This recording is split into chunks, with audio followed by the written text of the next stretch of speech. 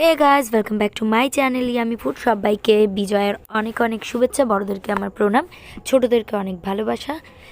তো আবার তো আমাদেরকে সেই 365 দিনের অপেক্ষা করতে হবে, তাই জন্য মনটা খারাপ। তবে সামনেই লক্ষ্মী পুজো আসছে, তার জন্য আমি আপনাদেরকে আজকে একদম সাদা ধবধবে চিনির নাড়ু বানানো দেখাবো।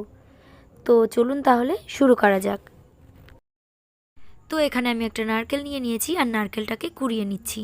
নারকেলটা কোরানোর পর আমার 3 কাপের মতো হয়েছে। ওই একই কাপ মেপে আমি 1.5 কাপ পরিমাণ চিনি দিয়ে দিচ্ছি। চিনিটা আপনারা সঠিক মাপ অনুযায়ী দেবেন। যদি চিনিটা বেশি হয়ে যায় তাহলে নাড়ুটা শক্ত হয়ে যাবে, আর যদি কম হয় তাহলে ঠিকঠাক পাক আসবে না। চিনির মাপটা ঠিকঠাক করে বলা সম্ভব না, ওটা আপনাদেরকে বুঝে নিতে হবে। যদি 1 কাপ নারকেল হয় তাহলে হাফ কাপ চিনি, 2 কাপ নারকেল হলে 1 কাপ চিনি, এইভাবে বুঝে নেবেন। তারপরে খুব ভালোভাবে আমাদেরকে এটাকে মাখতে হবে, যাতে চিনিটার সাথে নারকেলটা খুব ভালোভাবে মিশে যায়।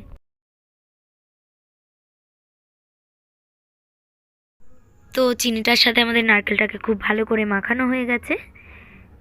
এবার আমরা কুকিং প্রসেসে চলে যাব। তো তার জন্যই আমি এখানে একটা কড়াই নিয়ে নিয়েছি, আর তারপরে যে নারকেল আর চিনিটা মাখিয়ে রেখেছিলাম সেই মিশ্রণটা এর মধ্যে ঢেলে দিচ্ছি। তবে গ্যাসের ফ্লেমটাকে লো টু মিডিয়ামে রাখতে হবে, আমি লোতে রেখেছি। তারপরে আমরা খুন্তির সাহায্যে ভালো করে নেড়ে চেড়ে নিচ্ছি যতক্ষণ না পর্যন্ত পাক আসে।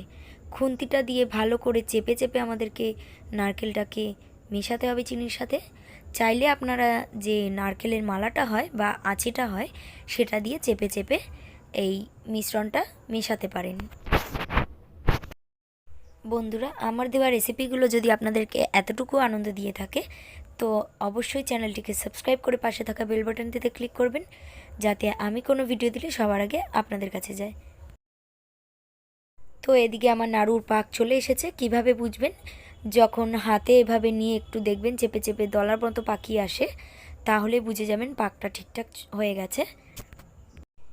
তো যখনই নাড়ুর পাকটা চলে আসবে তখন এর মধ্যে আমরা হাফ কাপ পরিমাণ মিল্ক পাউডার দিয়ে দেব। আপনারা যে কোনো কোম্পানিরই পাউডার ব্যবহার করতে পারেন। পাউডার মিল্কটা দিয়ে আবার ভালো করে আমরা মিশিয়ে নেব। তবে গ্যাসের ফ্লেমটা কিন্তু লোতেই রাখবেন।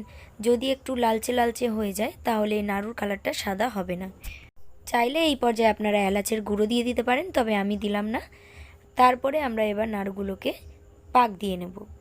তো নাড়ু পাকানো তো খুবই সহজ একটা কাজ। হাতের তালুর উপরে নিয়ে এভাবে 2 হাত দিয়ে গোল গোল করে নাড়ু পাকিয়ে নিতে হবে। দেখতে পাচ্ছেন কতটা সুন্দর তেল বেরিয়েছে নারকেলটা থেকে। তবে একটু গরম থাকা অবস্থাতেই আপনাদেরকে নাড়ুগুলো পাকাতে হবে, ঠান্ডা হয়ে গেলে নাড়ুটা ঠিকঠাক হবে না। তো একইভাবে আমি আর একটা নাড়ুও পাকিয়ে নিচ্ছি। খুবই হালকা হাতে নাড়ুগুলোকে পাকাতে হবে। তো এই নাড়ুগুলো ওপর থেকে যতটা শক্ত, মুখে দিলে ঠিক ততটাই নরম, মিলিয়ে যাবে একদম, যদি আপনারা একই প্রসেস ফলো করে নাড়ুগুলো বানান। তো লক্ষ্মী পুজোর দিন মা লক্ষ্মীকে এই চিনির সাদা ধবধবে নাড়ু দিয়ে আপনারা সন্তুষ্ট করতে পারেন। তো এইভাবে আমি বাকি নাড়ুগুলো পাকিয়ে নিচ্ছি। ভিডিওটি ভালো লেগে থাকলে আমাকে লাইক বা কমেন্টের মাধ্যমে জানাতে পারেন, আর যারা এখনও সাবস্ক্রাইব করেনি তারা অবশ্যই সাবস্ক্রাইব করে নেবেন। দেখা হচ্ছে পরবর্তী অনেক অনেক রেসিপিতে। ততক্ষণের জন্য টাটা।